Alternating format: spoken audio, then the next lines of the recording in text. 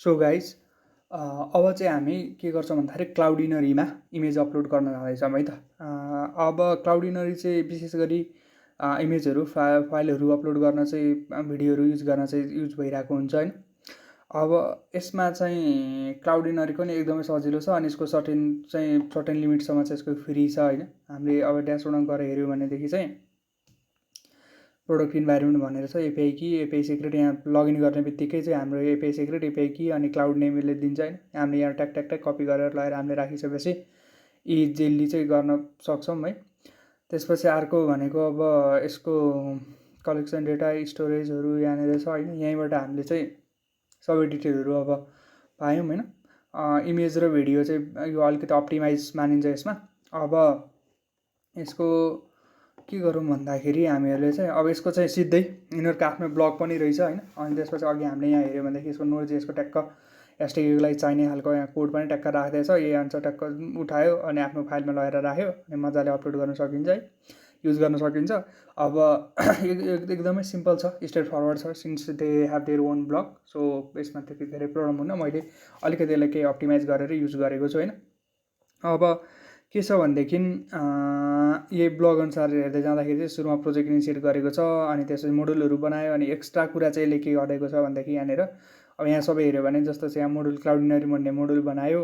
त्यसपछि यहाँनिर यसले प्रोभाइडर हालिदिएको छ होइन। प्रोभाइडर हाल्यो, प्रोभाइडर चाहिँ यसले सुरुमा इनिसिएट गरिदिएको छ। इनिसिएट गरिसकेपछि पछि हामीलाई चाहिँ लिन सजिलो हुन्छ होइन, यसरी गरिदिएको छ। अब त्यही अनुसार नै एपिआई रेस्पोन्स गर्ने यहाँ प्रोपरली यिनीहरूको डिफाइन छ, त्यो भएर एकदमै सजिलो छ है यिनीहरूको चाहिँ।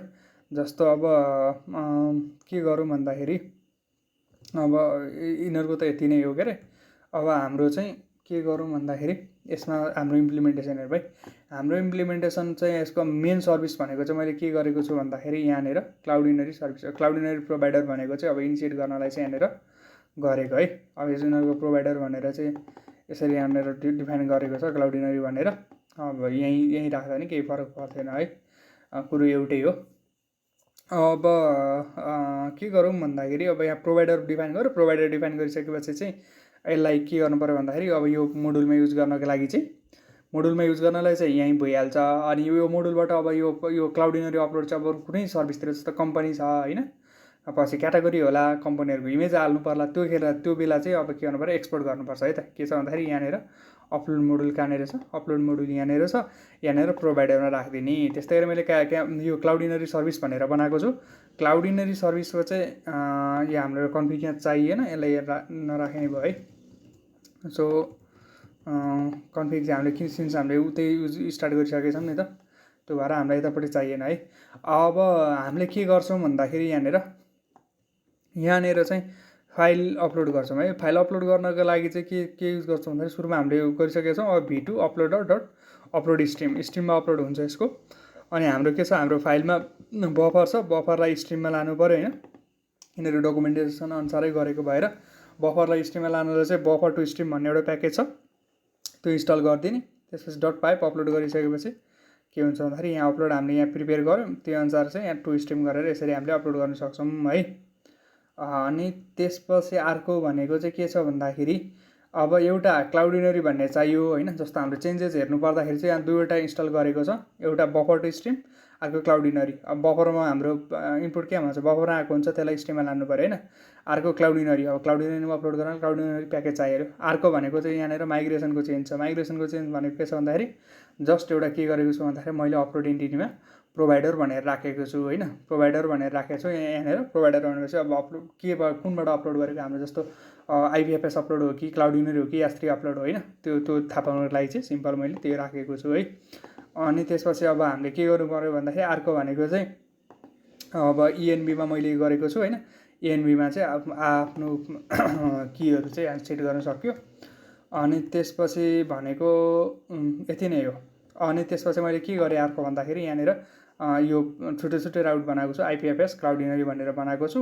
अनि त्यो अनुसार यहाँ अपलोड गरेको छु है मैले। अब हामी अपलोड पनि गरिहेरौँ। यो आइपिएफएसको लागि हो, यसको लागि चाहिँ फाइल चुज गरौँ।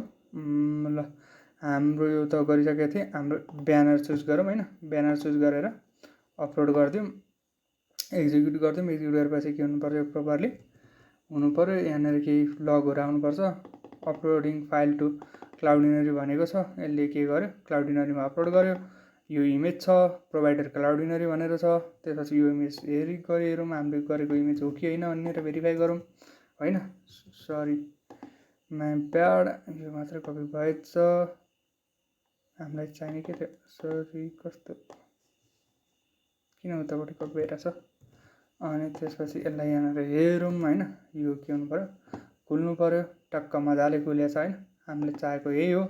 त्यसपछि हाम्रो अब यहाँ राउटमा भएको छ कि छैन भन्नको लागि चाहिँ यहाँनिर छ ट्राई आउट एक्जिक्युट 5 नम्बरमा क्लाउडिनरी आयो। अघि मैले यो टेस्ट गर्दाको भयो। त्यसपछि प्रोभाइडर पहिला हाम्रो यो चाहिँ प्रोभाइडर सेट गरेको थिएन, त्यही भएर नलायो। अब यहाँनिर आइपिएफएस हुनुपर्छ है। यसरी चाहिँ के भन्छ हामीले क्लाउडिनरीमा क्लाउडिनरीमा चाहिँ फाइलहरू अपलोड गर्न सक्छौँ है। सो नेक्स्ट चाहिँ हामी के गर्छौँ भन्दाखेरि यास्त्रीमा फाइल अपलोड गर्छौँ है त।